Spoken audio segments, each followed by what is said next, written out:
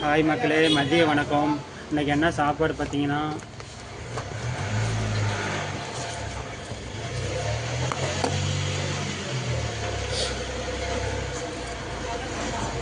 இன்றைக்கி சாப்பாடு என்னன்னு பார்த்தீங்கன்னா, உருளைக்கிழங்கு பொரியல். உருளைக்கிழங்கு பொரியல், ஒயிட் ரைஸ், பலன்னு ஒயிட் ரைஸ். இது வந்து எங்கள் காட்டில் விளைஞ்ச நெல்லுடைய ஒயிட் ரைஸ் சாப்பாடு. ஆமாங்க, உருளைக்கிழங்கு பொடி வச்சு, இன்னொரு உருளைக்கிழங்கு இப்படி வச்சு